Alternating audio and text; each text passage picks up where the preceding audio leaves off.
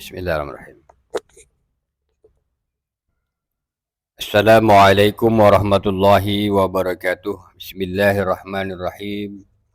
Alhamdulillahi rabbil alamin. Wassalatu wassalamu ala rasulillahi sayyidina Muhammadin wa ala alihi wa sahbihi ajma'in. Amma ba'du. Bapak Ibu, saudara-saudariku, para sahabat online dimanapun Anda berada yang saya muliakan, alhamdulillah, puji dan syukur kehadirat Allah Subhanahu wa Ta'ala, kita bisa berjumpa melalui sarana sederhana ini, channel yang ada di YouTube, dalam rangka kita bisa berbagi informasi, berita dan lain sebagainya. Di sini kami ingin menyampaikan berita tentang video viral di dunia maya, di mana di sana diberitakan atau disampaikan bahwa ada satu kelompok atau jamaah yang ada di daerah Gunung Kidul, yaitu satu jamaah aulia, di mana mereka melaksanakan Ramadan lebih awal, kemudian sekarang juga melaksanakan Idul Fitri atau berlebaran lebih dahulu.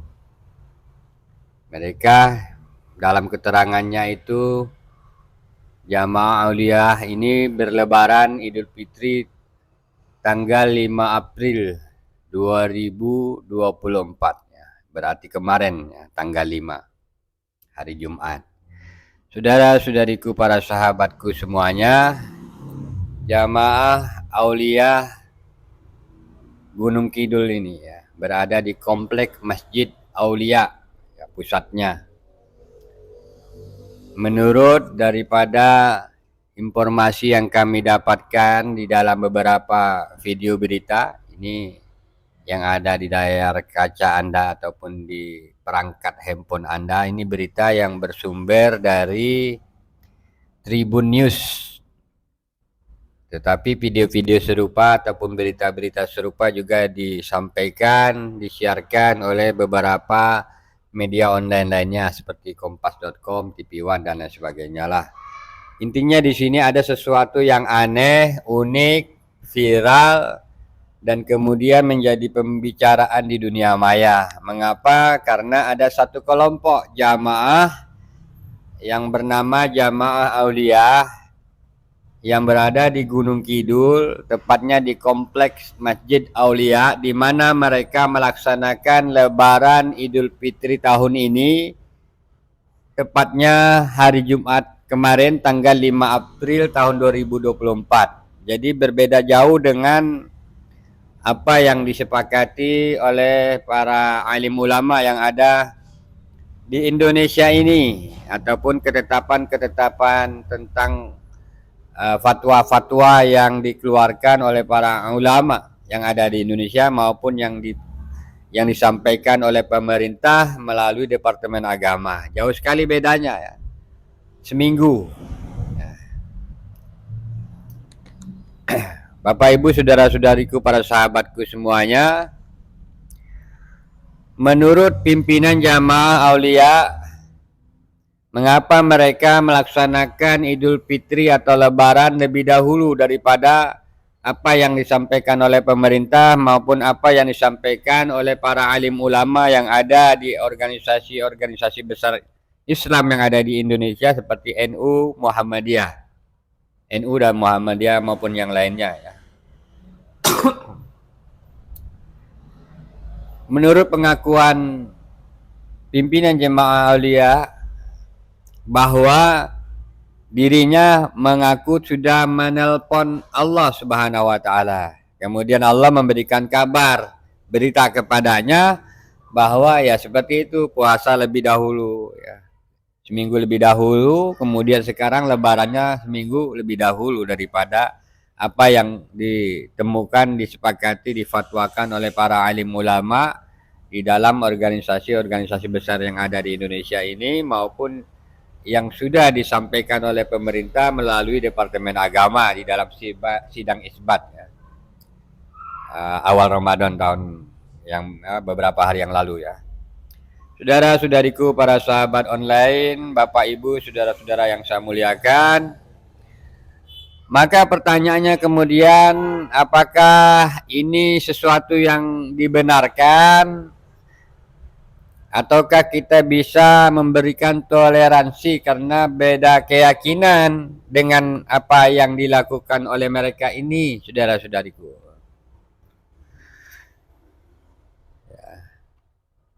Saudara-saudari, ya, bedakan antara keyakinan dengan kesesatan. Jadi kita ini di tingkat awam hanya mengikuti fatwa-fatwa yang disampaikan oleh para alim ulama kita.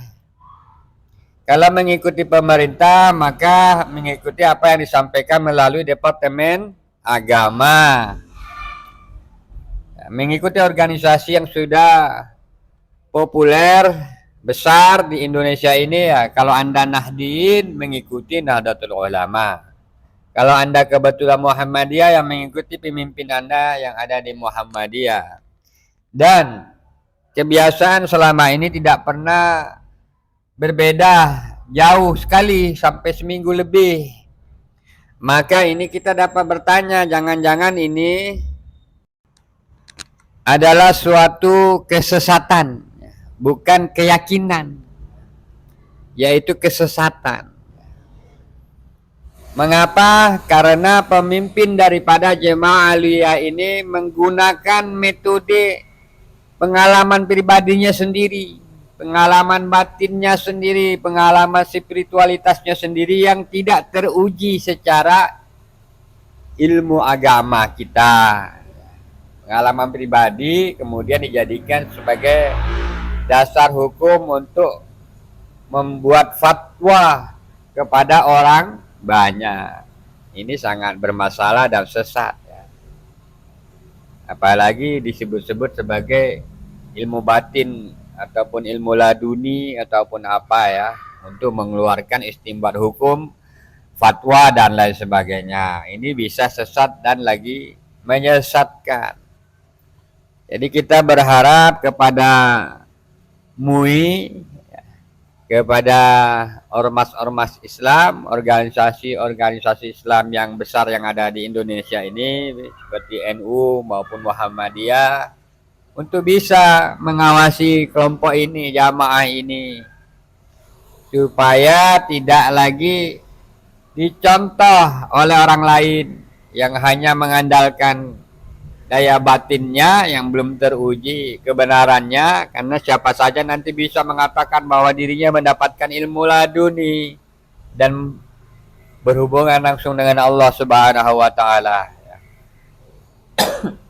Kemudian karena merasa dirinya sudah memiliki hubungan yang langsung, konektivitas kepada Allah Subhanahu wa taala, orang itu berhak membuat fatwa-fatwa sembarangan. Ini sama saja seperti mengaku nabi secara tidak langsung mendapatkan fatwa wahyu dari Allah Subhanahu wa taala. Nauzubillahi min dzalik. Menurut pimpinan aulia, dirinya mengaku sudah teleponan dengan Allah Subhanahu wa taala. Ini kan sama halnya dirinya mengaku menerima wahyu dari Allah Subhanahu wa taala. Orang yang mengaku menerima wahyu, ya sama hal mereka mengaku sebagai nabi.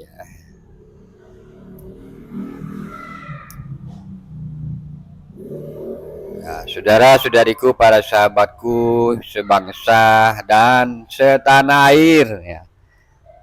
Jika Anda awam, sebaiknya tidaklah mengambil fatwa-fatwa hukum, istimbat hukum, kaidah-kaidah yang tidak jelas dari siapa saja, meskipun mereka mengemas dirinya dengan tampilan spiritualitas yang luar biasa, meskipun mereka mengemas diri mereka dengan bahasa-bahasa sufi ataupun laduni ataupun bahasa-bahasa tarikat.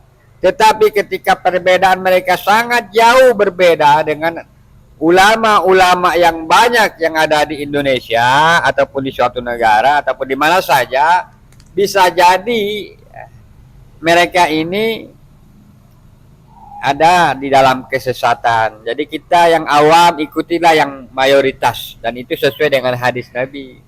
Bergabunglah kepada yang mayoritas. Kalau di Indonesia ini yang mayoritasnya adalah Nahdlatul Ulama. Terus yang mana lagi? Yaitu Muhammadiyah. Ya, ikuti aja lah dua fatwa yang dikeluarkan oleh NU ataupun Muhammadiyah. Boleh kemudian mengikuti Indonesia, negara, pemerintah Indonesia melalui Departemen Agama. Jadi ada 3. Ikuti saja pendapat 3 yang sudah disepakati oleh para alim ulama kita yang ada di Indonesia ini kalau Anda berada di Indonesia. Jangan mengikuti kelompok-kelompok, jangan mengikuti fatwa-fatwa yang dikeluarkan oleh jamaah tertentu atau ketua-ketua dari jamaah tertentu yang tidak jelas, yang tidak diketahui sumber penelitiannya, bagaimana mereka bisa mengeluarkan fatwa bahwa sekarang atau kemarin hari Jumat sudah berlebaran. Dasarnya apa?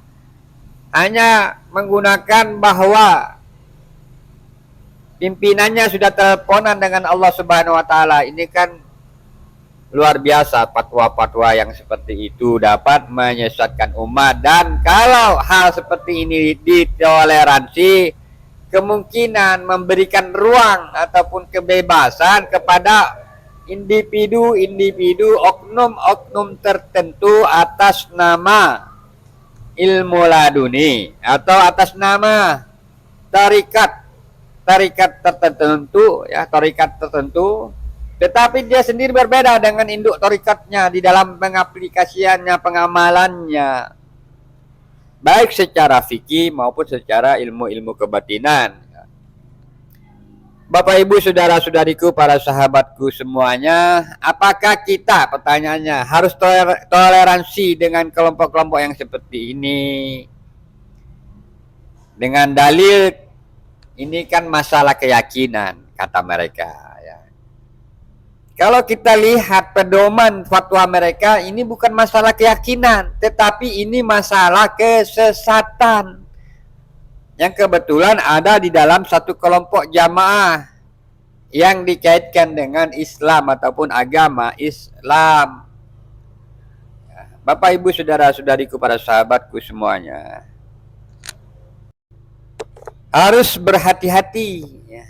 Hindari diri Anda, keluarga Anda, anak-anak Anda, saudara-saudari Anda dari jamaah-jamaah yang seperti ini, yang berbeda dengan apa yang diamalkan oleh para alim ulama, umara, pemimpin-pemimpin kita. Ya. Mungkin itu saja yang dapat kami sampaikan. Mudah-mudahan ini dapat memberikan informasi yang bermanfaat bagi Anda semuanya. Mohon maaf lahir dan batin, kita masih di penghujung bulan Ramadan, di hari-hari terakhir, minggu terakhirnya.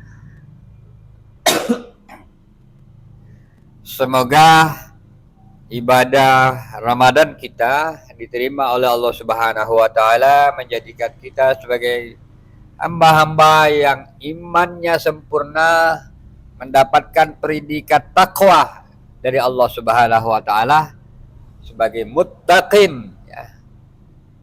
Lebih dan kurangnya, wassalamualaikum warahmatullahi wabarakatuh.